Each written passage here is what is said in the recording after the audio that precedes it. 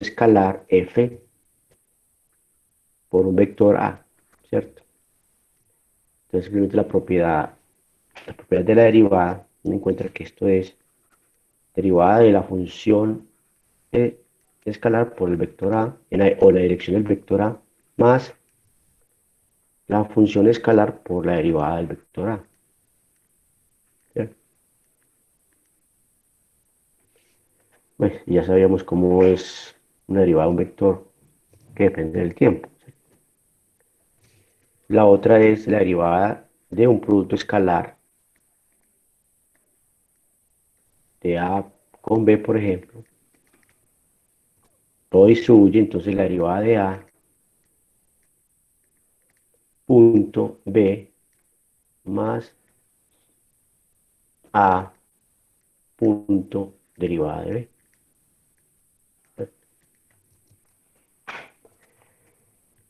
Y,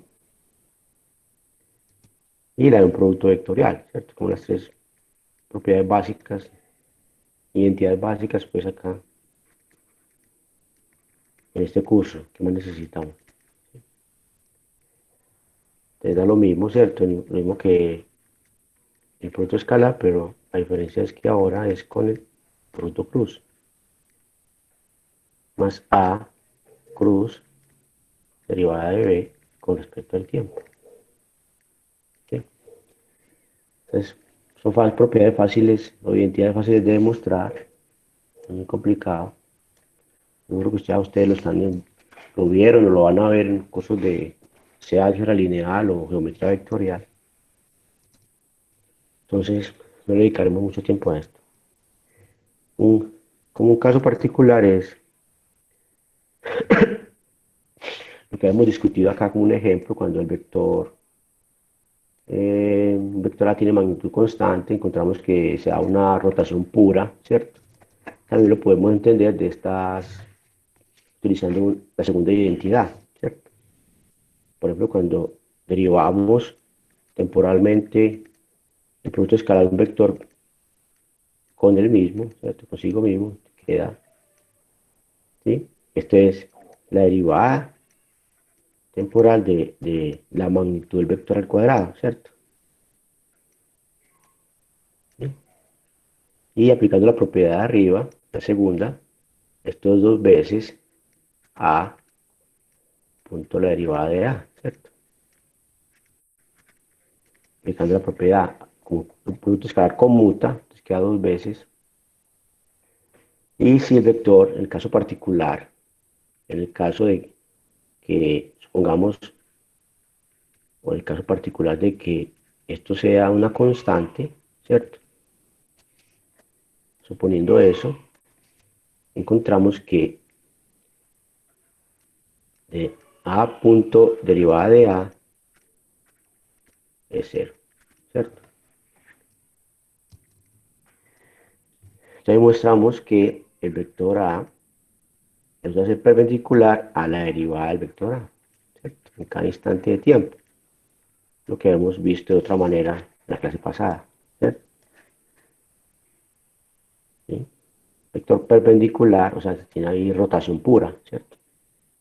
Cada instante de tiempo. Bueno, lo otro, una pregunta. Vayan pues como recordando esas identidades, ¿cierto? Lo otro son las coordenadas polares, ¿cierto? También son muy utilizadas en este curso y en otros cursos de física. De ahora en adelante pues lo van a utilizar ustedes mucho. Y esas coordenadas pues están definidas por la transformación, cuáles las reglas de transformación o las ecuaciones de transformación de las coordenadas cartesianas y vistas nuevas coordenadas, ¿cierto? Recuerde que hemos partido de las coordenadas cilíndricas, coordenadas tridimensionales en el espacio XY, Z, en el sistema de coordenadas cartesianas XY, Z, pasamos a otras coordenadas, ¿sí? Y llamamos cilíndricas por estas transformaciones, ¿sí? cilíndricas porque son las coordenadas, digamos, naturales o adecuadas para un cilindro que- cuyo eje es paralelo o cuyo eje coincide con el eje Z, ¿cierto? El eje del cilindro coincide con el eje Z, entonces tenemos el mejor sistema de coordenadas para describir los puntos de un cilindro, de la superficie de un cilindro, son estas, ¿cierto? Pues miren, una altura Z, un ángulo azimutal, normalmente le llaman no teta, sino que le llaman phi, cuando hablamos de coordenadas cilíndricas, pero aquí cambiamos phi por teta. Lo están viendo acá, ¿sí? En coordenadas cilíndricas, la más usada acá en vez de teta, ¿cierto? Es phi, ¿sí? O a veces esta, ¿cierto? Barphi, barphi o phi, cualquiera de estas dos, para esa coordenada azimutal, ¿cierto? Pero aquí la cambiamos por teta, porque vamos hacia coordenadas polares. Entonces ahí proyectamos este punto en el plano XY, nos da este punto, y este punto está ubicado con, pues, sea la distancia al origen sobre el plano XY, ¿sí? Que también la coordenada, la notación más usada, más encontrada en la literatura para R en coordenadas cilíndricas es ρ, ρ, ¿sí? Entonces, cambiamos ρ por R porque vamos a hablar de coordenadas polares. Listo. Entonces, las coordenadas cilíndricas que van a encontrar ustedes en la literatura, las notaciones ρ, phi, z, ¿sí? Entonces, aquí tenemos las ecuaciones de transformación de las cartesianas a las nuevas coordenadas cilíndricas, que llamamos cilíndricas, o de las cilíndricas, este segundo conjunto de transformaciones, de las cilíndricas a las cartesianas. De esta manera cómo se transforma. Entonces, las polares vienen a ser entonces las coordenadas de un plano, el plano XY. Como este es su conjunto de coordenadas cilíndricas, la proyección entonces del punto en el plano XY en coordenadas cilíndricas nos da las coordenadas polares, ¿cierto? Y es lo que tenemos acá. Pero visto de otra manera, ¿cierto? Estamos acá en el plano, el sistema de coordenadas cartesiano bidimensional, XY, y aquí podemos pensar en estos nuevos ejes de coordenadas, ya no estas cuadrículas, estas líneas perpendiculares, líneas rectas perpendiculares, sino estas otras líneas rectas que llamamos radiales y, y circunferencias. Entonces, tenemos un conjunto de nuevos ejes de coordenadas que son circunferencias, líneas curvas, circunferencias y líneas rectas también, como en el caso anterior, pero ya radiales, ¿cierto?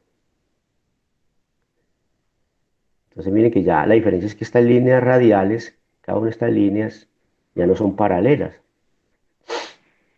como si tenemos acá, todas las líneas, estas líneas rectas ya no son paralelas, y en cartesianas, estas líneas rectas con X constante o Y constante son paralelas, ¿cierto? Esa es la diferencia, una de las diferencias entonces que tenemos acá, en este nuevo sistema de coordenadas. Eh, entonces la idea de esto, la razón de esto, de este sistema de coordenadas, es porque logramos describir el movimiento o la dinámica de una manera más simple, ¿cierto? Las ecuaciones se simplifican para ciertos fenómenos, pues, ciertos problemas, sea utilizando estas coordenadas polares o las cartesianas, o cuál sería otro sistema de coordenadas más apropiado, ¿cierto? Más natural para ciertos problemas físicos, ¿cierto? Entonces la importancia en física de utilizar un sistema de coordenadas, ¿cierto? Uno o el otro, ¿sí? Hay muchos sistemas de coordenadas que se utilizan en física, un gran número de sistemas de coordenadas.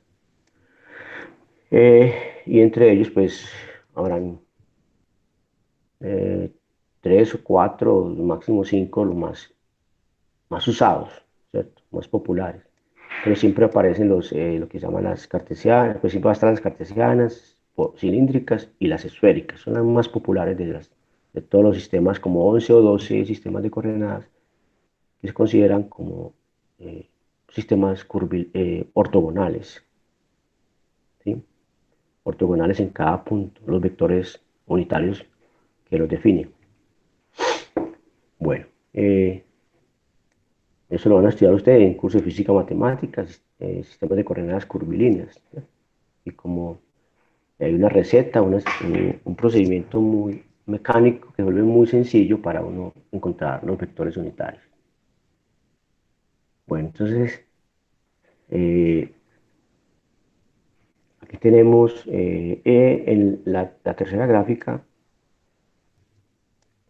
tenemos la relación ya más clara entre cartesianas y coordenadas polares. Vemos el dibujo, entonces R son vectores unitarios que apuntan en la dirección R, en la que aumenta la variable R, ¿cierto? La distancia radial. ¿Sí? Y así para teta. Teta aumenta en sentido contrario a las manecillas del reloj a partir del eje X. Entonces teta va a apuntar, ¿cierto? En ese sentido, ¿verdad? Hacia arriba, no hacia abajo, sino hacia arriba. Sentido en el que aumenta la variable teta. ¿Cierto? Entonces claramente estas variables R y teta son funciones, ¿cierto? R unitario, bueno, son funciones de teta, ¿sí? Así como teta, vector unitario de función de teta, ¿sí? Hay un procedimiento, pues, geométrico, vemos, ahí de la gráfica pueden ver ustedes claramente que lo que es R, precisamente R con vector unitario, ¿cierto? Escrito en términos de coordenadas cartesianas, coseno de teta, seno de teta, y pues teta le quitamos el argumento, ¿cierto? Ven ustedes ahí de la gráfica esta relación con los vectores I, J, ¿cierto? Yo creo que ninguno de ustedes tiene dificultad, ¿cierto? Creo yo, para encontrar esta relación, ¿cierto? Esta relación entre los vectores unitarios R teta y los vectores unitarios I, J del sistema cartesiano.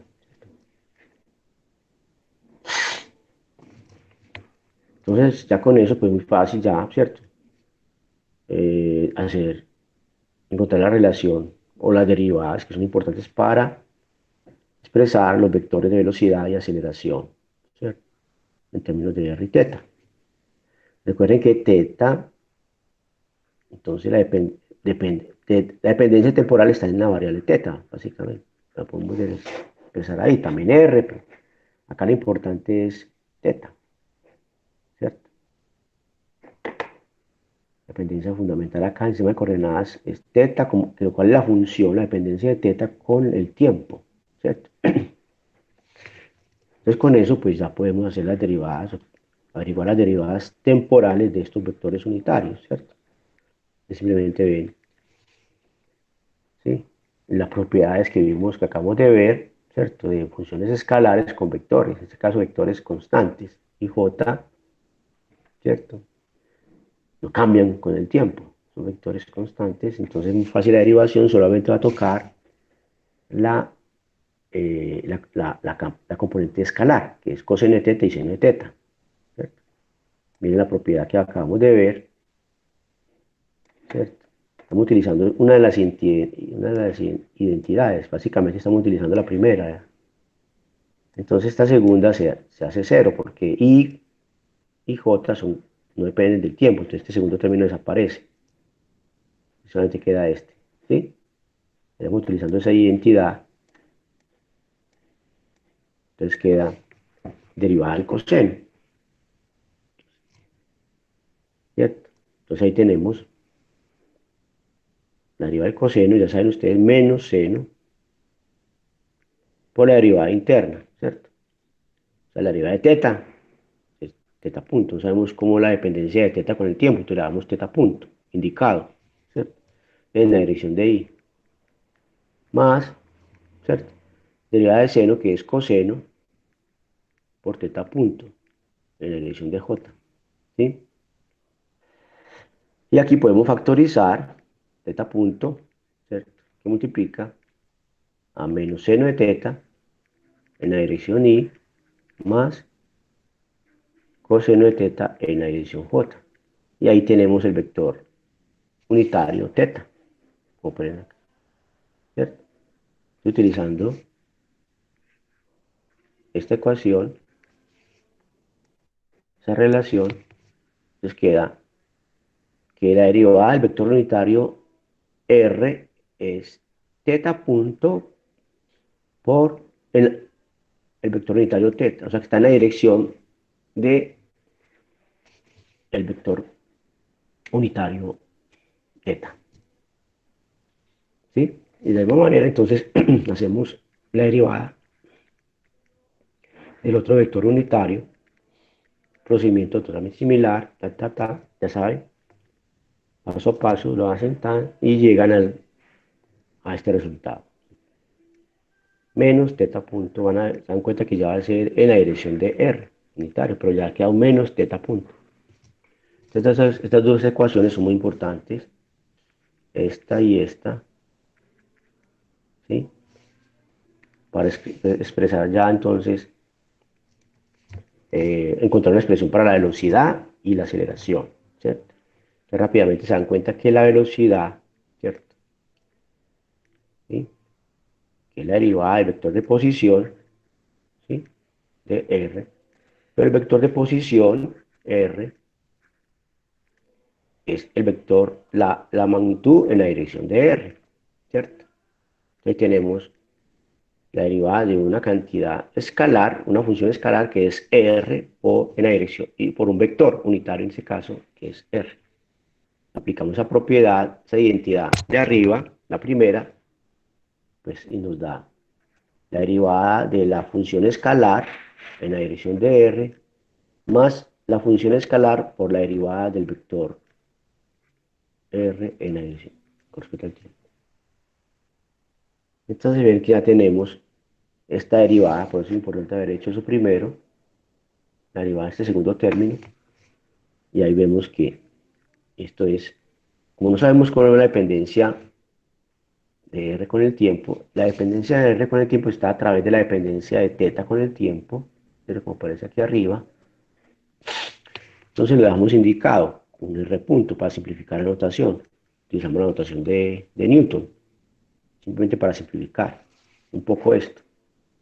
Cambiamos la derivada de la magnitud de R, o sea, esto se llama la velocidad radial, ¿cierto? O la rapidez radial, más bien. Rapidez en la dirección de R. Entonces, todo este primer término ya es la velocidad radial, ¿cierto? Este primer término corresponde a la velocidad radial, o la componente radial de la velocidad de la partícula. Y el segundo es más R, por lo que acabamos de ver que la derivada de R arriba, esta acá arriba, entonces queda R por teta punto vector. Entonces ven que esta velocidad es una velocidad transversal, la llaman también tangencial, pero no la confunde como un tangente a la curva, no es tangente a la curva, entonces puede confundirse uno con el nombre de velocidad tangencial. En algunos libros aparece así. Entonces de pronto sea menos confuso si uno dijera velocidad transversal, ¿cierto? No sé, me gusta más utilizar esto, pero ya entienden, ¿cierto? Que no es, voy a dejar entonces entre comillas, velocidad transversal, ¿sí? Entonces la notación, estas dos componentes de velocidad en coordenadas polares queda entonces la velocidad radial, la podemos dejar entonces como v sub r, ¿cierto? Y es un vector, ¿sí? Más v sub teta, ¿cierto?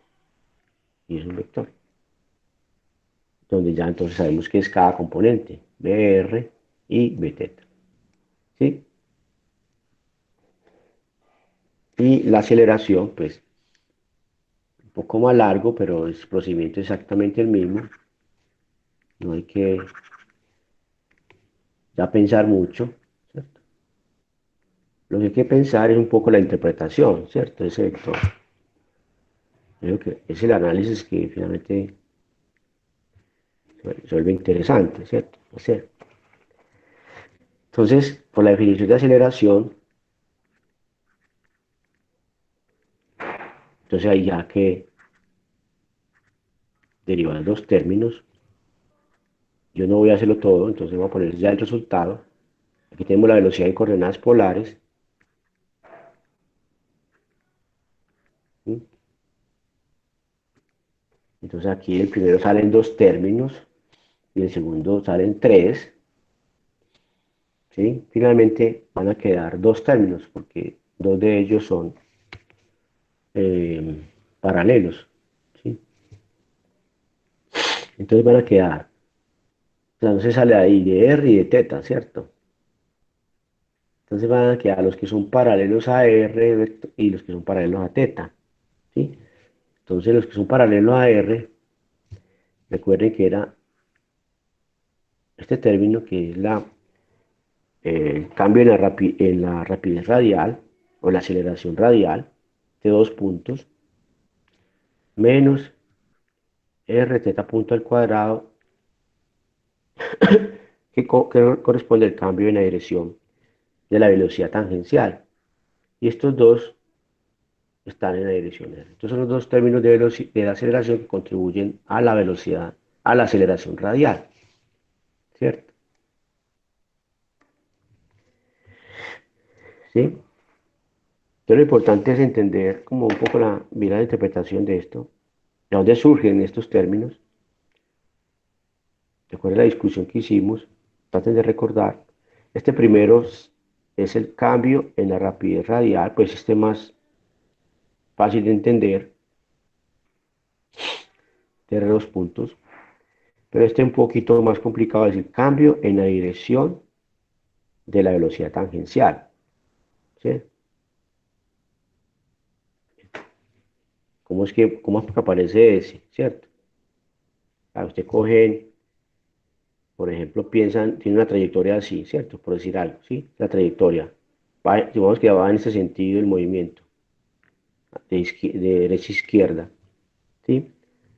Y en este punto tenemos una velocidad tangencial, digamos que sea este. Así yo pongo otro color. Digamos que esta es la trayectoria, ¿cierto? Trayectoria en el plano, ¿cierto? En un plano. Trayectoria. Y por acá, digamos que acá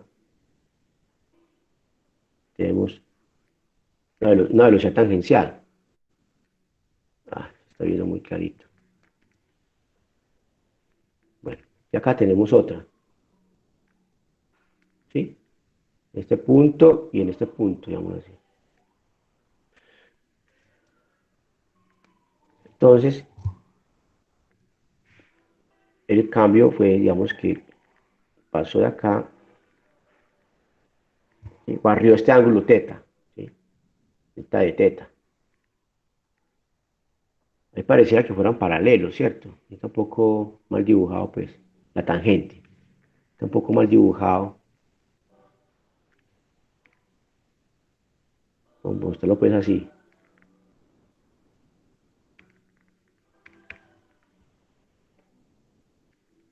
Entonces aquí sería como exagerar un poco más este dibujo.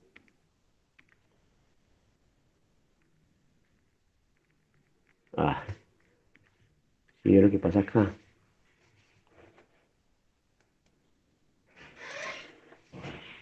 Bueno, listo. Este es teta, entonces,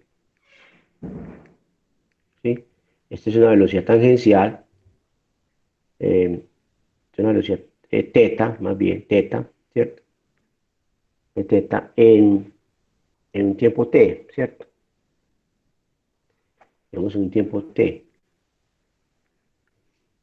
Y esta es la otra velocidad tangencial en un tiempo t más delta de t, ¿cierto? Entonces, ven ustedes, como discutimos en la clase pasada, que la magnitud de la velocidad tangencial, ¿sí? Pues el cambio de la velocidad, la magnitud del cambio de la velocidad tangencial es del orden, ¿cierto? De la velocidad tangencial, ¿sí? Por el seno del ángulo, ¿cierto? O aproximadamente, si el ángulo es pequeño, delta de teta, ¿sí? Entonces, cuando derivamos esto, el intervalo temporal delta de teta y tomamos el límite, ¿cierto? Bueno, primero pues hacemos esto.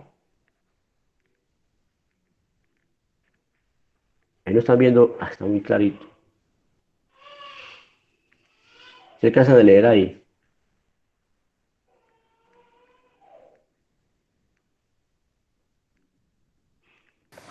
Profe, no tan bien. Yo también, ya estoy repasando.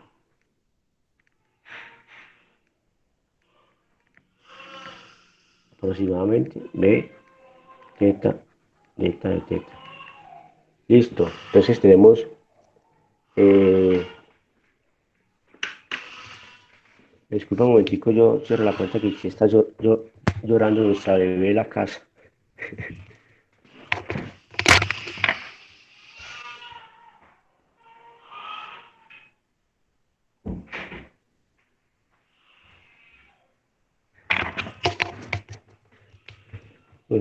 La están bañando. Bueno, y aquí vemos que en el límite, esto es aproximadamente esto, ¿cierto? Y en el límite, ¿cierto? Queda precisamente entonces esa derivada, pues, ¿cierto? De la magnitud de la componente transversal resulta ser b teta, ¿cierto? Por teta punto. Pero b teta, como vimos, ¿cierto? Vimos acá, es r teta punto, ¿cierto? Miren b teta, r teta punto, la b teta, ¿cierto? La magnitud. Entonces esto es r teta punto por este teta punto y le queda al cuadrado. Ahí ve entonces la interpretación, ¿cierto? Entender por qué, de dónde surge ese término, ¿cierto? Fue el término que contribuye, este segundo término que contribuye a la aceleración radial, surge entonces del cambio, ¿cierto? ¿Sí? Del cambio en la dirección, ¿ya? El cambio en la dirección de la velocidad transversal o tangencial, ¿sí?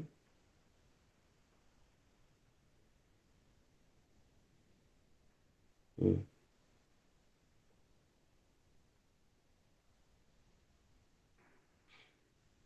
¿listo?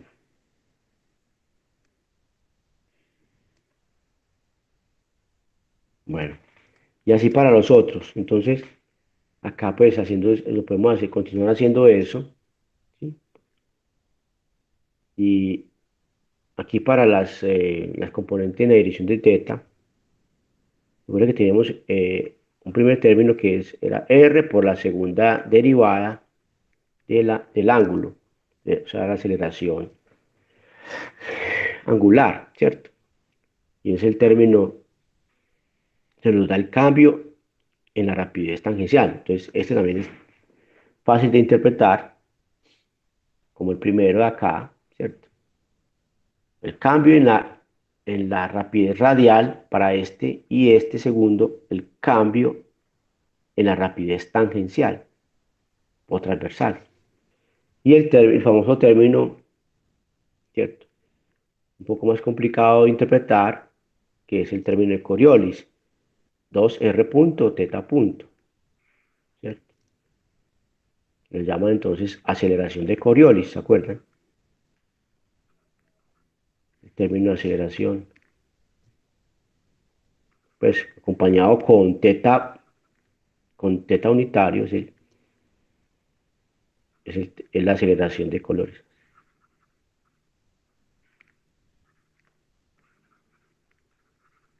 ¿Listo? Entonces también podemos interpretar de dónde, cómo surge ese término, ¿cierto? Y son dos, y vamos, y se encuentra que son dos contribuciones igual magnitud, que son, el uno es el cambio en la dirección de la velocidad radial, podemos de encontrarlo haciendo este mismo análisis que hicimos acá, ¿cierto? Y, y otro término viene a ser como un cambio en la velocidad transversal debido a un cambio en la posición, en R. Esos dos cambios dan lugar a este término 2R punto teta punto, ¿sí? Bueno, entonces sería como el repaso. Ya sería si en próxima clase hacemos un ejercicio de cinemática, ¿sí? Le damos pues como un repaso final, volvemos a hacer una clase taller. Esperamos que sea, si no el viernes de la próxima semana, la que sigue, el miércoles, haríamos una clase taller para luego continuar con los temas del curso. Pues ahí terminaríamos entonces como la preparación también del primer parcial. Listo. Te voy a dejar más bien para ese día, ¿sí? Aquí nomás como más que todo la parte conceptual, ¿sí? Un repaso general. Bueno, ya está esta diapositiva resuelta. Aquí teníamos velocidad, aceleración de coordenadas polares. Aquí lo hice en este mismo, dos cajoncitos, porque no nos metimos con mucho detalle. Y aquí viene un ejercicio que creo que no hice en clase y los dejo a ustedes también, como pasa.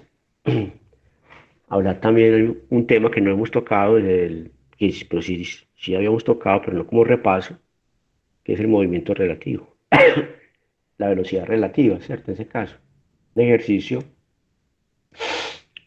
muy sencillo, pero es importante conceptualmente, porque es un tema más de la cinemática que tenemos que estudiar, entender muy bien, el movimiento relativo, ¿cierto? Entonces, miren por favor, miren, dan el enunciado.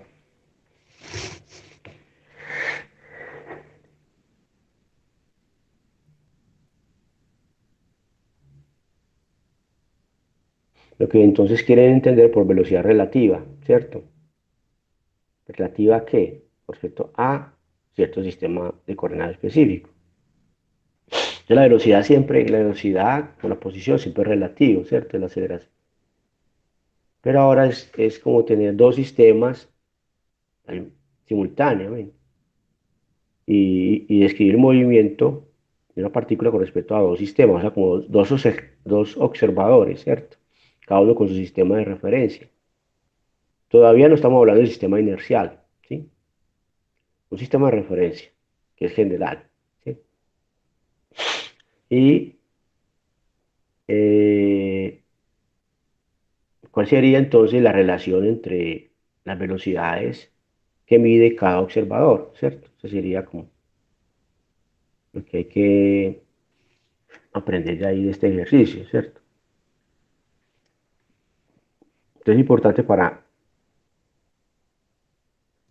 cuando entremos a dinámica, ¿cierto? Entender esto de lo del movimiento relativo, ¿sí?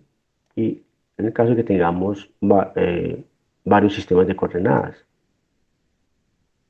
¿sí? Con dos bastas, ¿cierto? Dos sistemas de coordenadas, dos observadores que observan la misma partícula. Entonces, preguntan en el A, eh, por la velocidad relativa a un sistema de coordenadas que llaman B, el cual está desplazado pues se mueve este B con respecto al sistema A por una distancia R, ¿sí? Y R puede cambiar con el tiempo. Pues es dado pues que el observador A, ¿sí?, describe la velocidad de la partícula o el punto y con un valor pues B sub A, ¿cierto? Eh, entonces, simplemente es como dibujar aquí, pues que aquí uno con esto se demora un poquito más. Si lo hace uno a mano, pues le queda muy, muy feo. Vamos a ver.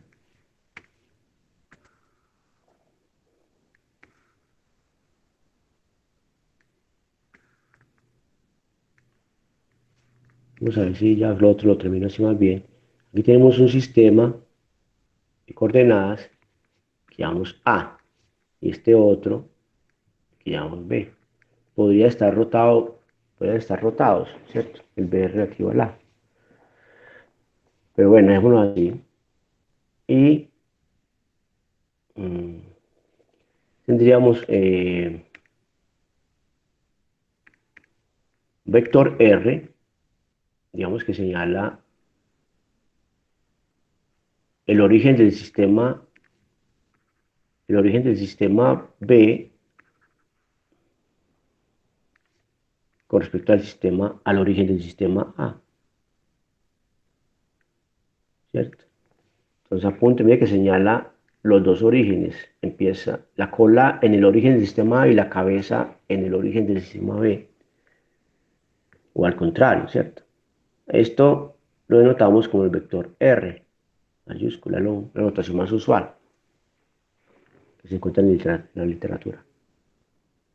Bueno, entonces hay una partícula, un punto en el espacio, una partícula, ¿sí? ¿Sí? Puede ser una partícula o un cuerpo finito, el cual elegimos un punto, ¿cierto? Para describir el movimiento de ese punto como el movimiento, como el punto o partícula representativa de ese cuerpo finito, de tamaño finito.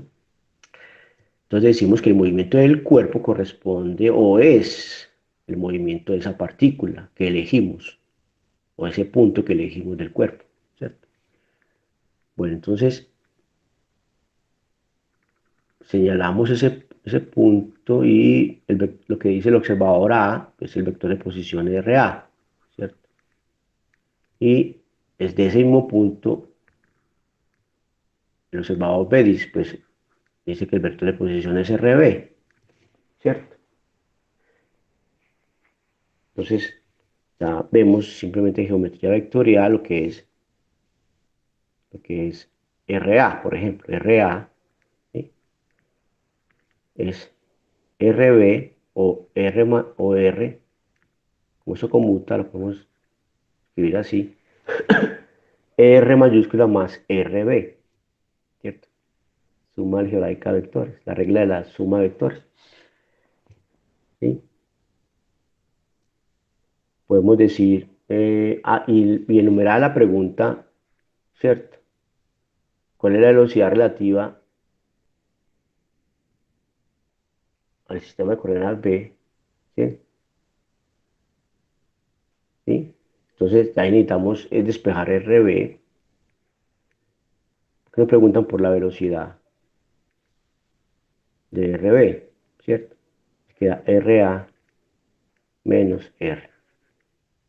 Despejamos y derivamos con respecto al tiempo.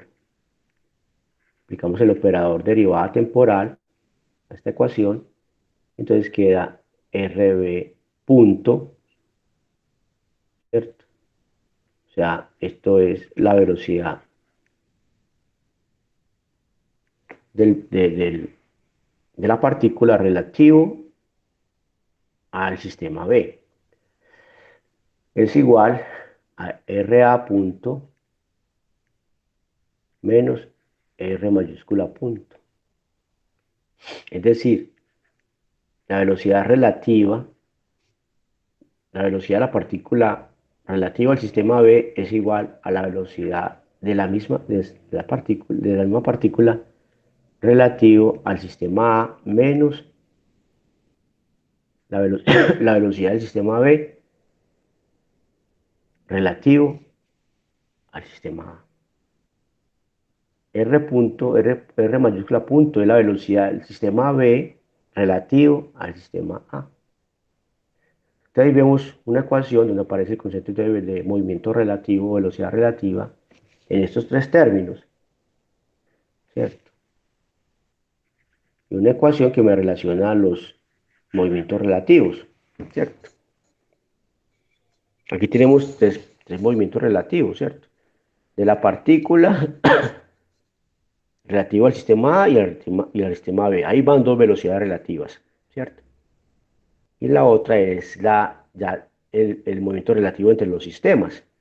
El sistema B relativo al sistema A, ¿sí? Que es R punto, R mayúscula punto. ¿Listo? Una pregunta. Y el B, si quieren le gastan ustedes unos 3 minuticos, piensen en el B, y si alguno lo resuelve en los 3 minutos, pues puede mandar por WhatsApp la foto de lo que hizo.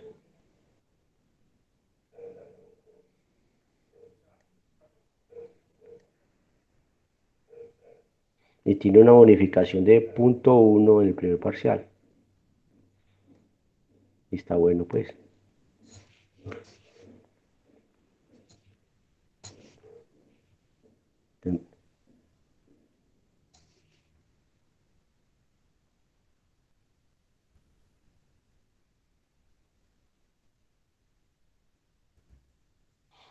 Ya lo resolvieron. ¿Quieren resolver el B? ¿Les doy el tiempo o no?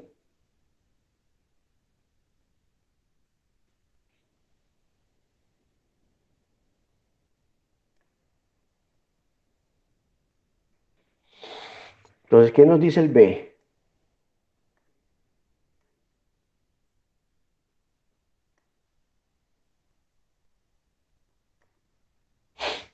Ah, se me movió esto. Entonces, miren pues,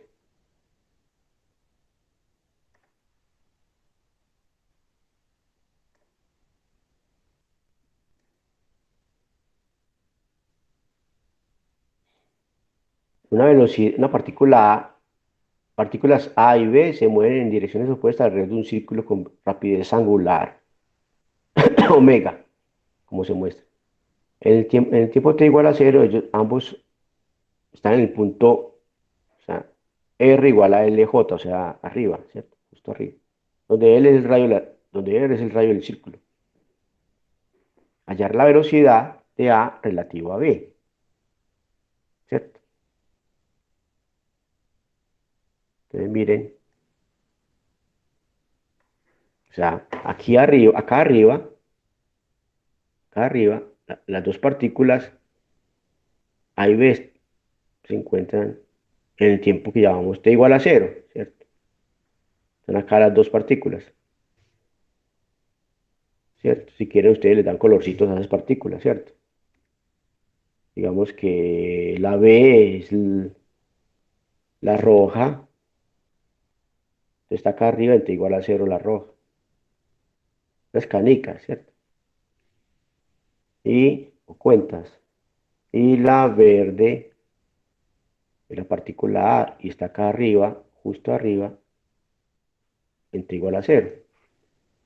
Y se dejan caer, ¿cierto? Una pequeña perturbación, arrancan entonces las mismas condiciones iniciales, ¿cierto? Las mismas condiciones iniciales, velocidad A y velocidad B es igual a cero, en t igual a cero, cuando están arriba, y luego en un instante de tiempo t posterior, digamos acá t, transcurre un tiempo t y acá el mismo tiempo t. Entonces espera que este ángulo acá barrido, teta, sea igual a este ángulo, el barrido por el radio vector A, sea igual al ángulo barrido por el radio vector B, ¿cierto? Teta, ¿sí? Entonces, con esa consideración, podemos averiguar cuál es la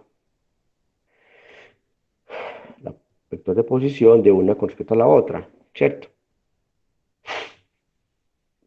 Están preguntando por la velocidad de A relativo a B, ¿sí?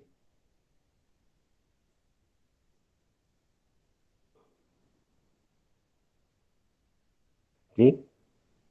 O sea, miramos el vector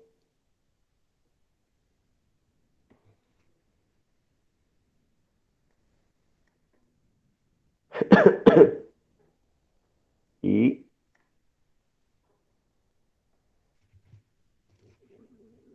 a ver, por acá, se está constantemente moviendo esto. Entonces, podemos llamar a R, ¿cierto? La posición R, la posición de A relativo a B, ¿cierto? R a B, ¿sí? Hagámoslo acá mismo en este dibujo para no hacer otro círculo que se mueva. Ah, bueno, ahí me va a estorbar esos ángulos. Vamos a ver, vamos a ponerlo acá. Pues se me sale el círculo. Eh, pero puso bien. Entonces, este sería como el vector. Poner otros colores acá para que se vea bien. Esto, ¿sí? Aquí está la partícula B y aquí está la partícula A, ¿sí? Entonces, este es el vectorcito que yo llamo RAB, ¿cierto? Es la posición de A relativo a la posición de B, ¿cierto? ¿Sí? Y digamos que este es el centro del círculo, entonces aquí tenemos simple geometría, vemos como este ángulo es teta, teta y teta, entonces, bueno, y también podemos decir sistema de coordenadas que pase por el centro de la circunferencia. Entonces los vectores unitarios, digamos que y es, vamos a escoger así, x, y. Entonces aquí tendríamos en esta dirección horizontal el vector unitario y apuntando hacia la derecha el vector unitario y, ¿cierto? Y hacia arriba el vector unitario j. Entonces este R, A, B, pues lo ven ustedes ahí de la gráfica, corresponde a dos veces, ¿cierto? El cateto opuesto al ángulo, ¿cierto? Dos veces, y como el radio lo llaman L, ¿cierto? Dos veces L por el seno del ángulo, ¿sí? En la dirección I, ¿sí? Entonces, la velocidad relativa de A sería la velocidad. Esta es la posición de A relativa a B, ¿cierto? Entonces la velocidad pues será simplemente derivando de esto, ¿cierto? Derivada, ¿sí? Será dos veces, derivamos esto con respecto al tiempo, ¿sí? Dos veces 2L teta punto coseno de teta, ¿cierto? En I. O 2L omega, que es la variable que aparece ahí en el enunciado, coseno de teta como función del tiempo, ¿cierto? No podemos decir que teta es omega t, ¿cierto? ¿Sí? No podemos decir que teta es omega por tiempo. Esto sería en el caso de un movimiento con rapidez angular constante. Entonces, ojo, no podemos poner acá teta omega por t, porque no sabemos realmente cómo es el movimiento, ¿cierto? De arriba hacia acá, al caer.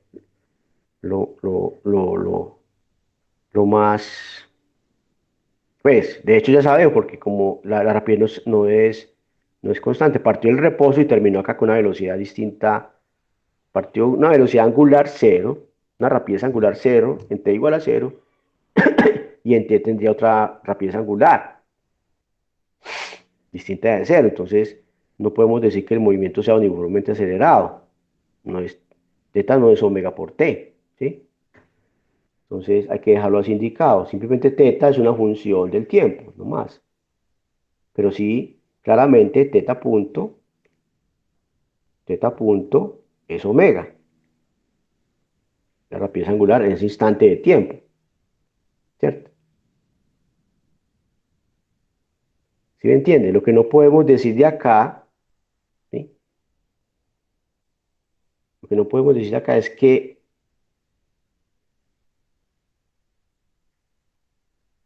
teta sea omega por t. Esto es un error, ¿sí? Esto no implica esto. Entonces nos quedamos hasta acá nomás, ¿cierto? Listo, sería entonces como la velocidad relativa, y que llamarlo así, velocidad de A relativa a la partícula B. Pero también podríamos decir cuál es la velocidad de A, también la podemos ver así, la velocidad de la partícula A, teniendo en cuenta este movimiento relativo, ¿cierto? Ya propiamente cuál es la partícula A. Entonces, también vemos de la gráfica, ¿sí? Si este es el vector de posición, voy a poner otro color, este es el RA y este es el RB, ¿sí? Entonces, de la gráfica del dibujo vemos que RA, ¿cierto? El vector de posición de A es RB más RAB, ¿cierto? Y aquí derivamos con respecto al tiempo, aplicamos el operador temporal, derivar, y queda entonces la velocidad de A es igual a la velocidad de B, ¿cierto? Más BAB, ¿cierto? Es decir, la velocidad de A es la velocidad de B. Y ahí están escritos esas velocidades en términos de un sistema de coordenadas fijos, ¿cierto? Que es el XY, ¿sí? Entonces queda más dos veces, que es dos veces L omega coseno de teta en la dirección de I. Entonces, mire que son dos cosas distintas, ¿cierto? Una velocidad instantánea, la de arriba, pero la velocidad realmente que podemos decir es esta, porque se mide la velocidad con respecto a un sistema fijo, o sea, un sistema de coordenadas fijo o inercial, ¿cierto? Entonces, la mejor expresión para decir que sería esta última, ¿sí? Para decir que la velocidad de la partícula A está relacionada con la velocidad de la partícula B y ambas relativos al centro de la circunferencia y a través de este término que tenemos acá, ¿cierto? ¿Sí? Un poco distinto entonces el que, aunque está muy relacionado pues con el anterior, ¿sí? Aquí resulta que de estos dos orígenes A y B en la gráfica que tengo acá a la izquierda, la primera, estuvieran acá sobre las partículas, sobre los cuerpos, ¿cierto? Aquí estos cuerpos como que van ligados a ellos sistemas de referencia, A y B, ¿cierto? pero esos sistemas de referencia, ¿sí? Pues, pues en general están acelerados, están cayendo bajo la gravedad, a no ser que impongamos acá que la rapidez angular es constante, aún así están acelerados porque describen trayectorias curvas, los orígenes, ¿cierto? Son sistemas acelerados, pero acelerados relativos al centro. Si consideramos el centro como un sistema, un punto de referencia fijo, ¿cierto? Y ligado a él un sistema de referencia inercial. Pues me estoy adelantando el concepto de sistema inercial, ¿cierto? Eso no, hasta ahora no tiene sentido, ¿cierto? En la cinemática, ¿no? El sistema de referencia inercial tendría sentido cuando ya hablemos de las leyes de Newton, ¿cierto? Bueno, simplemente un sistema de coordenadas, ¿cierto? Pero podemos decir también, medir la posición de esto relativa a esto instantánea, ¿cierto? Como estamos viendo. Entonces, dos velocidades distintas, ¿cierto? La velocidad de A relativa a B instantánea, sería esta B a B, y la velocidad de A, ¿sí?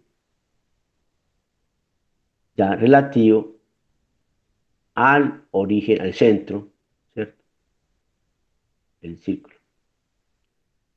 Será entonces la velocidad de B relativa al centro del círculo más esa velocidad relativa entre A y B. Bueno,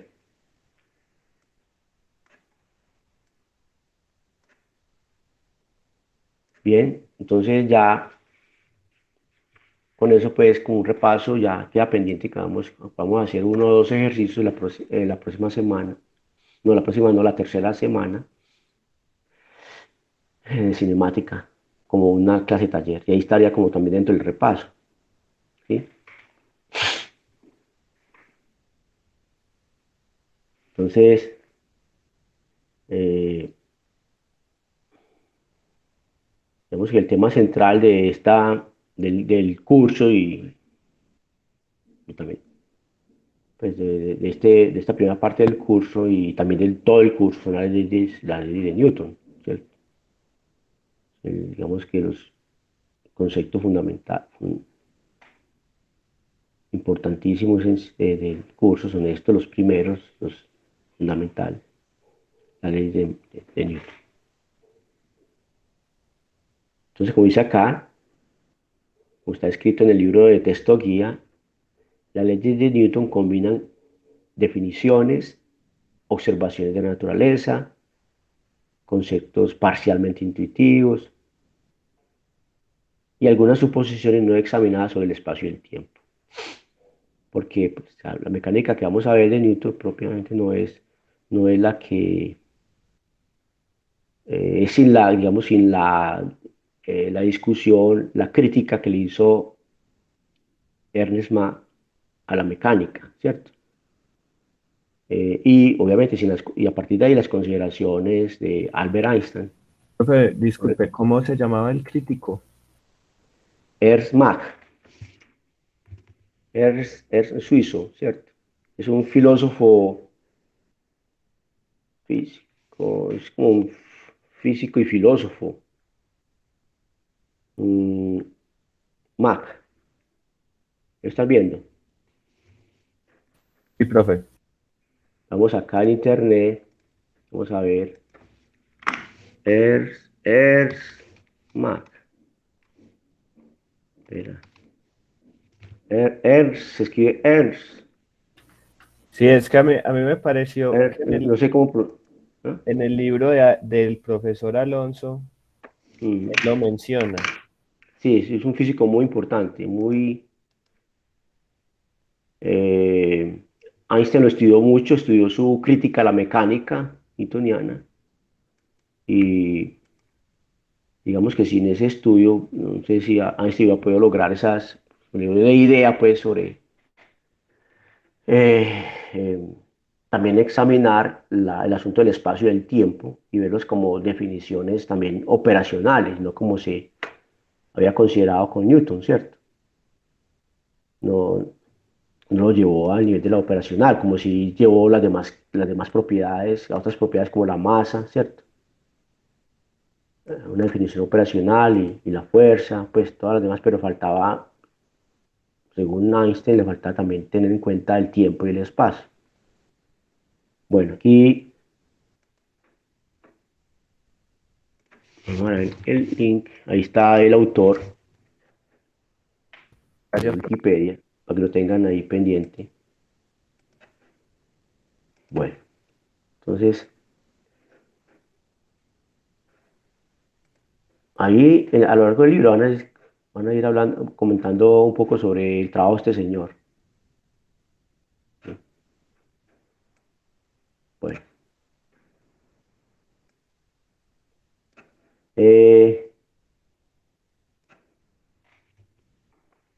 entonces, con Newton sabemos y con Galileo, pues principalmente con ellos dos, no fueron pues, los únicos que contribuyeron al desarrollo de la mecánica, también importante el trabajo de Descartes, o de Carr, de Huygens, bueno, mucha gente, para llegar pues de Kepler, también importantísimo, ¿cierto? El trabajo de Kepler. Y pues el desarrollo de la ciencia prácticamente puede verse como un desarrollo continuo, ¿cierto? Se requiere de los trabajos anteriores, ¿sí? Newton no hubiera podido hacer, no hubiera podido hacer eso sin los trabajos de los griegos, de Galileo y otra gente, ¿cierto?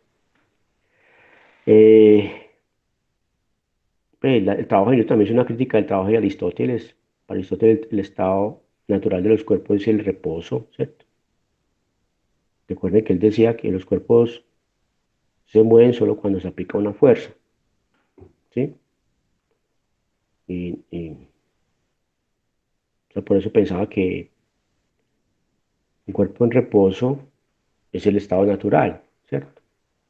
Si era su estado natural. No sabemos que no, un cuerpo puede estar con velocidad constante, ¿sí? Y no actuar de ninguna fuerza.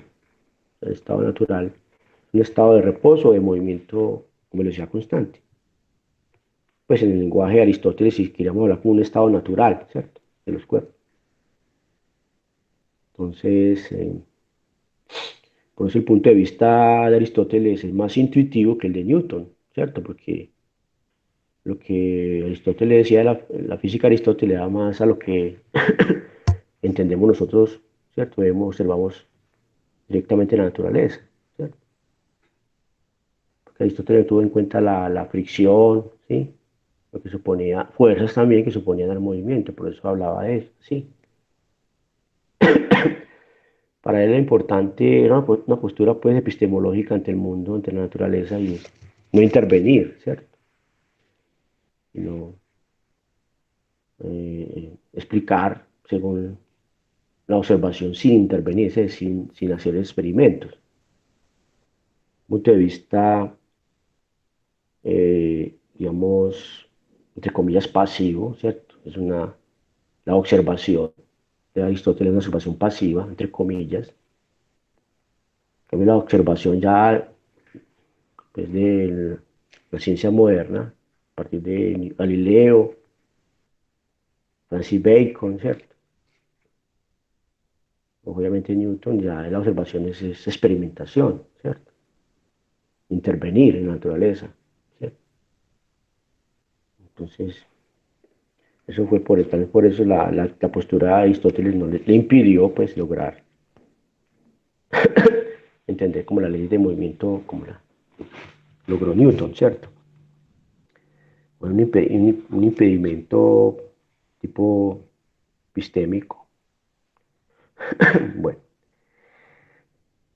y la validez de la mecánica newtoniana eh, se da pues para velocidades, ya luego entendemos con la relatividad especial, ¿cierto? Porque se dieron fenómenos que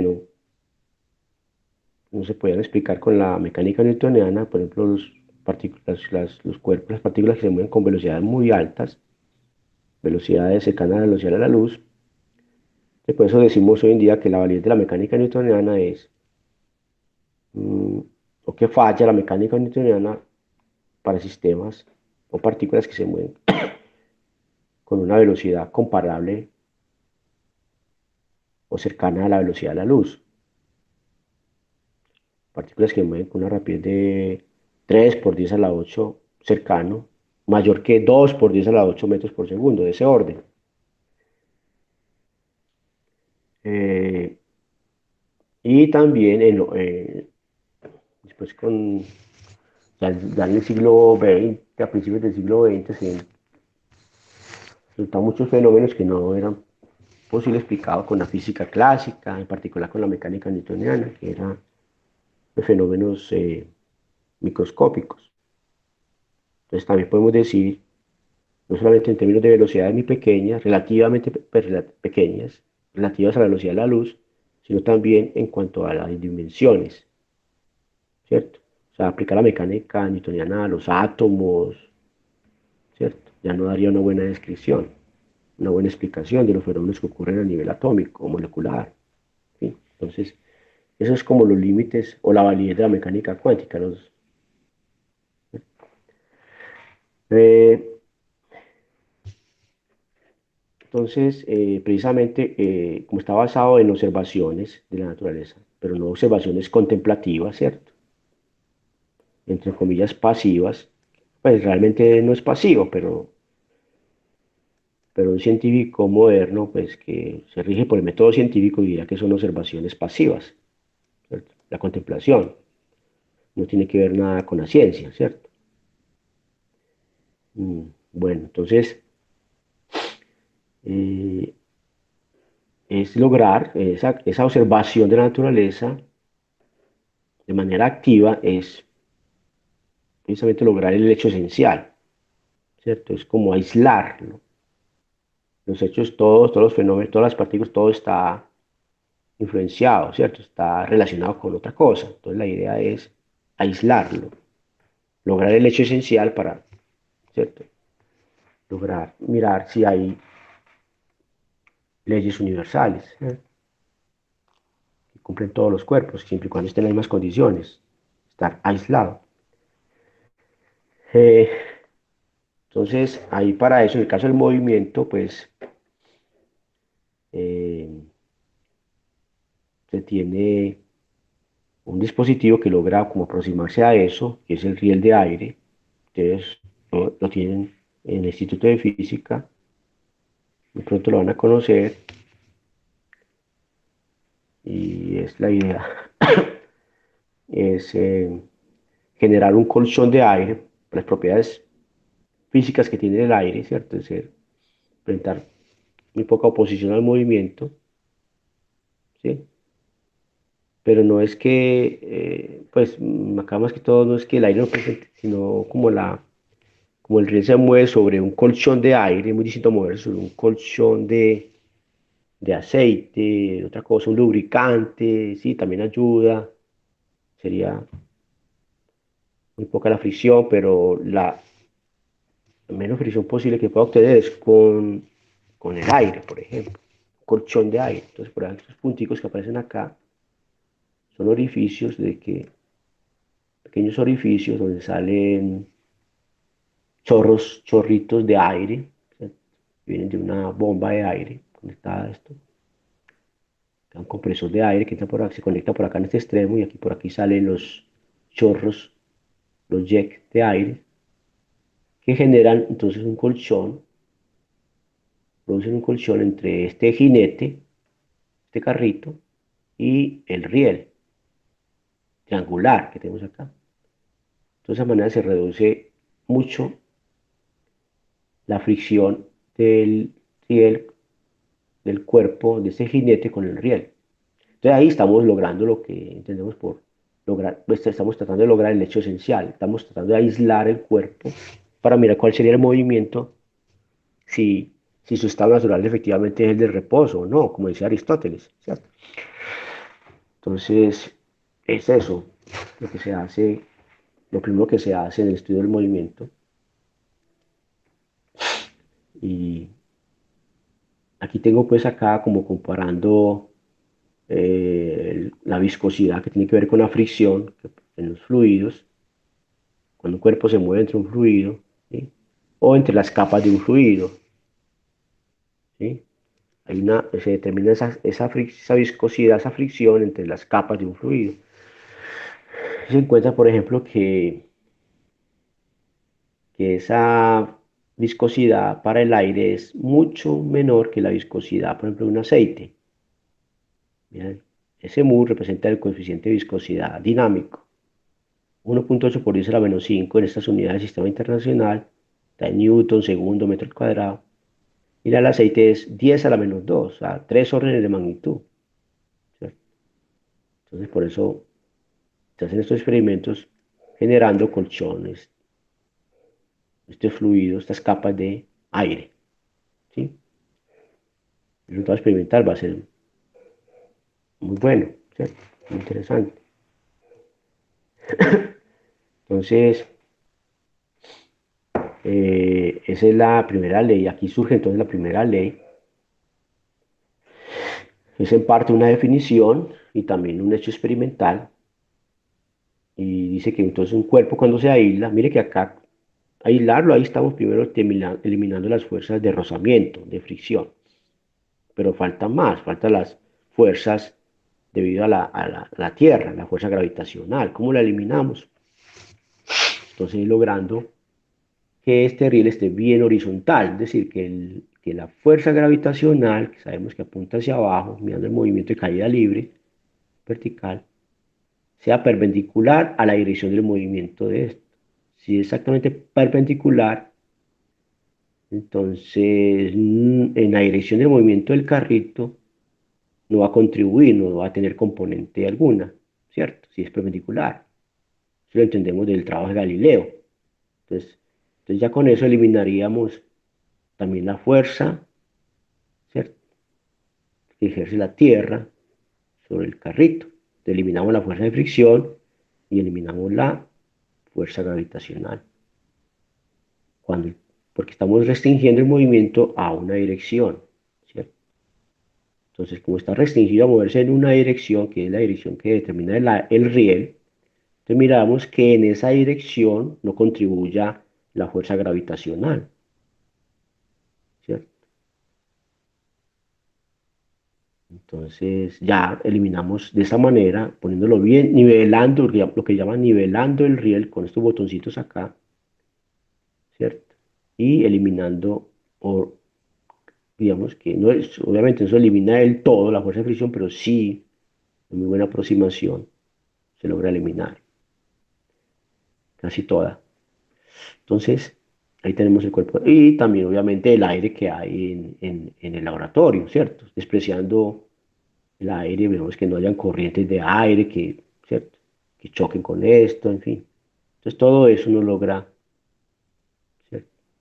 Es una aproximación, aproximadamente entonces aislado. Entonces, en el límite sería tener cuerpos aislados. En principio, entonces es posible, experimentalmente. Lograrlo, pues, muy difícil, pero está por lo menos ese límite que nos dice que, hombre, sí podemos considerar la naturaleza cuerpos aislados, ¿cierto? Entonces, a medida, cuando ya tenemos el hecho esencial, el hecho significativo, en este caso es lograr aislar el cuerpo, entonces miramos qué pasa con el movimiento, ¿cierto? Eso es lo que de ahí entonces se llega a la conclusión de la primera ley de movimiento. ¿Mm? Entonces, eh, aquí está abajo la primera ley del enunciado, ¿cierto? Y ahí tenemos el enunciado a lo Klenner, lo que es la primera ley de movimiento, que ustedes la conocen, la vieron en los colegios, la ley de inercia que llaman entonces. Entonces, a lo Klenner sería así el enunciado de la primera ley. La primera ley del movimiento de Newton es la afirmación de que existen sistemas inerciales. Se vuelve como un círculo vicioso, ¿cierto? Un cuerpo aislado, entonces, lo que estamos observando que un cuerpo aislado, cuando se logra aislar el cuerpo, se va a mover, ¿sí? De manera uniforme, ¿sí? relativo a un sistema inercial. Entonces, si logramos aislar el cuerpo, o si el cuerpo, si tenemos un sistema inercial, en otras palabras, y logramos aislar el cuerpo, entonces se va a mover con velocidad constante. Entonces, no es como decía Aristóteles, que se requiere una fuerza para que esté en movimiento, ¿cierto? Y no, vemos que no. Entonces, esa es la primera ley, ¿sí? Y el movimiento tiene significado, como vimos ya en cinemática, empezamos a entender, solo cuando se mide con respecto a un sistema de coordenadas, ¿cierto? Particular. Entonces, eh, es eso la primera ley, ¿cierto? Un sistema inercial, ¿cierto? Un cuerpo aislado se mueve con velocidad constante, otra manera de enunciarlo, ¿cierto? Pero es mejor tratar de entender como lo dice Klebner. La primera ley de movimiento es la afirmación de que existen sistemas inerciales, ¿sí? ¿Ves?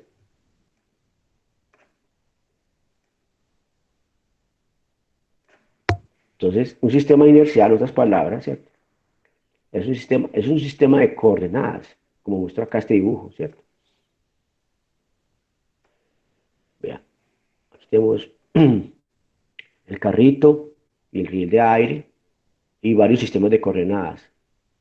Sistemas de coordenadas primero, ¿cierto? Uno que esté fijo en un extremo, con el origen en un extremo del riel de aire. Otro que, por ejemplo, esté fijo en la mesa, pero el riel de aire no se mueve con respecto a la mesa, o sea que el sistema S1 está en reposo relativo al sistema S2. Y otro sistema S3 que va con una velocidad así a lo largo del riel, digamos, paralelo al riel, una velocidad paralela del riel, V3, y V la velocidad del carrito, ¿cierto? Entonces logramos aislar el carrito,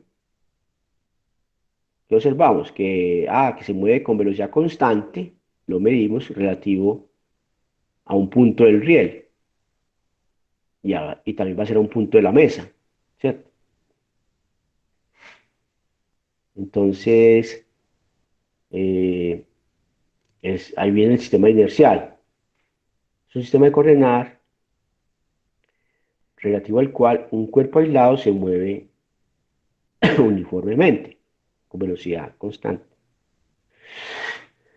¿sí? O sea, si vemos que si eliminamos, ¿sí? La idea es como en ese orden, si eliminamos logramos aislar el cuerpo, creemos en eso, ¿cierto? O sea, miramos todas las posibles interacciones que puede experimentar el cuerpo, ¿cierto?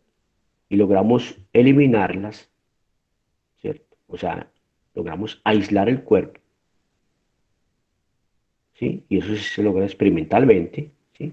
Si tenemos todo ese cuidado de aislar el cuerpo y miramos ahora que ese cuerpo se está moviendo con una velocidad constante o uniforme relativo a cierto sistema, entonces decimos que ese sistema es un sistema inercial. Están entrelazados, una depende de la otra. El concepto de sistema inercial depende de, del concepto de cuerpo o sistema aislado, cuerpo aislado, ¿sí? Bueno, y este otro de tres, bueno, ya tenemos entonces otro sistema que se mueve con velocidad constante. Si este V3 es una velocidad constante, este sistema S3, entonces también S3 es un sistema inercial. Pues como es constante relativo a cuál, al sistema S1, o sea, el riel. Entonces los tres sistemas S1, S2 y S3 son sistemas inerciales.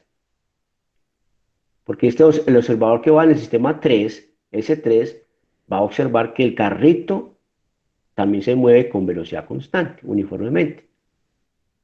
O sea que también obedece, en otras palabras, obedece la primera ley. O sea, un sistema inercial es un sistema donde se cumple la primera ley, en otras palabras, otra manera de decirlo, ¿sí? Ya un sistema acelerado con respecto a estos, cualquiera de estos, ya no se cumpliría la primera ley, porque el carrito con respecto al sistema estaría acelerado. ¿Sí? Bueno, entonces ya entendía la primera ley, viene entonces con ese mismo, con ese mismo montaje experimental, con el riel, logrado aislar el cuerpo. Entonces ahora se aplica una fuerza, ya en la dirección del movimiento, sí, en la dirección del movimiento, o sea, a lo largo del riel. Se aplican fuerzas, o sea, se perturba el cuerpo a través de, conectándolo, por ejemplo, con cintas elásticas o resortes, y empezaron a jugar con eso, ¿cierto? Eso es experimentar, eso es hacer observaciones, y ahí hacer observaciones, ¿cierto? Nuevamente la observación activa, ¿cierto? Que requiere la experimentación, intervenir en la naturaleza. Mire que eso está muy lejos del espíritu aristotélico, ¿cierto? Aristóteles no concebía eso, no concebía que interviniera en la naturaleza, porque sería como estaríamos entendiendo otro asunto muy distinto y no lo que queremos entender. Entonces era un, si quieren decirlo ahora, pues yo no me atrevería a decirlo, pero algunos podrían decir un prejuicio, ¿cierto? Pero tenemos que ponernos en la época de ellos. Aristóteles fue, como ustedes saben, fue un ser, un genio, uno de los genios de la humanidad, un ser muy inteligente. Es tanto que se sigue hablando de él en filosofía y muchas cosas que también encontró, aportó en biología, se sigue todavía, siguen siendo válidas, ¿cierto? Bueno, entonces hay que poner mucho cuidado cuando tendemos a menospreciar a esos grandes que decían cosas, dijeron cosas erróneas sobre, por ejemplo, la física, ¿cierto? Bueno, entonces acá se tira el carrito de tal manera, por ejemplo, que este resorte tenga la misma forma de estiramiento. Y se estira. O sea, como ocasionarle la misma fuerza durante durante cierto tiempo, durante cierto recorrido. O sea, esté estirado de la misma manera. ¿Sí? O sea, que el estiramiento, vamos a asegurarnos que la fuerza, para asegurarnos que la fuerza que estamos aplicando sea la misma, ¿cierto? Vemos entonces, hay que asegurarnos viendo que el resortico no cambie de longitud o la cinta esté igualmente estirada durante cierto recorrido. ¿Qué observamos? Observamos que aparece el movimiento resulta ser uniformemente acelerado, ¿sí? Que se mueve, se incrementa su rapidez de manera uniforme, ¿cierto? ¿Sí? Digamos, cada segundo aumenta 1 metro por segundo, ¿cierto? Pasó de 1 metro por segundo la velocidad, pasó a 2 metros por segundo en un segundo, pasó a 3 metros por segundo en 2 segundos. O sea, cada segundo aumenta en 1 metro por segundo. Eso es una aceleración, un movimiento uniformemente acelerado. Bueno, listo. Se hace nuevamente. Ahora, ¿qué pasa si cambiamos, si a este carrito le ponemos algo? Si le agregamos algo encima, una plastilina, ¿cierto? Aumentamos la propiedad que llamamos masa. Vamos a llamar masa. Y creemos que aumentar la propiedad del carrito masa sería, por ejemplo, agregándole algo encima. O si quisiéramos, podemos diseñar carritos, puede ser del mismo tamaño, misma forma, toda la misma forma, mismo tamaño, pero de diferente material. Entonces tendríamos diferentes masas. Pues, como quieran, ¿cierto? En fin, la manera más sencilla sería el carrito y ponerle encima algo, ¿cierto? Y hacemos lo mismo, ¿cierto? Aplicamos la fuerza así y que observamos, ¿cierto? Digamos que si aplicamos la misma fuerza, el mismo estiramiento, asegurando que estamos aplicando la misma fuerza ahora con otra masa encima, ¿sí? Eh, vemos que la aceleración va a ser menor. Va a ser nuevamente uniformemente acelerado, pero ya el cambio cada segundo va a ser menor. Digamos, ya no pasó de 1 a 2, metros por segundo en un segundo, sino que pasó de 1 a 1.5, por decir algo, metros por segundo.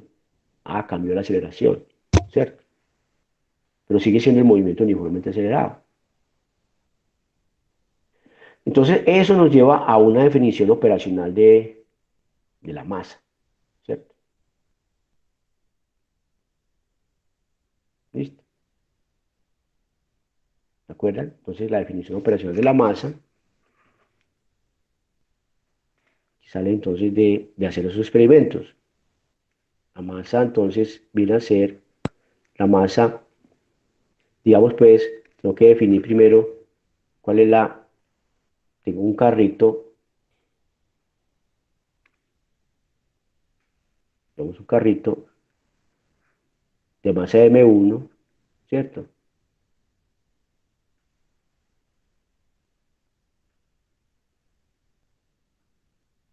Y otro carrito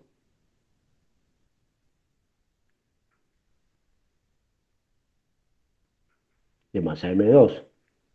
La idea es acá, aplicar la fuerza F, un resorte, una cinta, y aplicar la misma fuerza F, ¿cierto? Entonces acá mido una aceleración A1 y acá mido una aceleración A2. Entonces estas dos me lleva a definir operacionalmente la masa como la masa 2 directamente proporcional, ¿sí?, a este cociente de aceleraciones, pero al revés, ¿sí? Porque observo que porque experimentalmente observo si M1 es menor que M2, encuentro experimentalmente que A2 va a ser menor que A1, ¿cierto? Entonces, por eso es directamente, inversamente proporcional a la aceleración, ¿cierto? La relación. Entonces, o se definió operacionalmente la masa. Y no como entendemos la masa normalmente, con la medida, ¿cierto?, la resistencia al cambio de estado de movimiento, sino ya me está diciendo esta forma, esta definición de masa, ¿cierto? ¿Cómo hacer el experimento para medir la masa? O sea, se llama una definición operacional. Entonces, eso lo que insistió precisamente Ernst Mach en su trabajo, La crítica mecánica, de hablar que las definiciones en física deben ser definiciones operacionales. Todos los conceptos en física deben ser de tal manera que admita una definición operacional, ¿cierto? Si no, perdería el sentido físico para Ernst Mach. Pues así como una idea pues, general de o, sí, como de su pensamiento pues, central de la mecánica. Profe, disculpe. O sea que eso es porque el espacio y el tiempo absolutos de Newton no se podían medir. Ajá, No tenían definición operacional, pero ajá, la forma que nos dice Einstein sí nos permite medir el espacio-tiempo. sí, precisamente Ah, es cómo se comportan las reglas y los relojes en los sistemas inerciales, movimientos relativos, sistema 1 con respecto a 2, que dicen cómo es el comportamiento de las reglas y los relojes. Es ahí, va con el espíritu de Mach, una definición operacional. Si dice cómo es el comportamiento de esas reglas, ¿cierto? Reglas para medir el espacio y los relojes para medir el tiempo. ¿Cómo se comportan esos? ¿Cierto? Y decirlo expresamente como es. Estamos dando una definición operacional, entre comillas, pues, de estos conceptos del espacio y del tiempo. Pero eso a partir de un postulado fundamental que es la constancia de la velocidad de la luz, ¿cierto? Y puede decir cómo es esa, ¿cierto? Cómo cambian los intervalos temporales de acuerdo ¿cierto?, a los sistemas inerciales, ¿cierto? Pasar de un sistema a otro, hay cómo se transforman esos intervalos, esas reglas, las longitudes de las reglas, para un observador y para el otro, ¿cierto? Sí, sí, parten, pues obviamente parten de la misma regla, la misma unidad, ¿sí? Los dos observadores, pero ya empiezan, cuando se mueven relativamente, entonces, ¿cómo va a ser?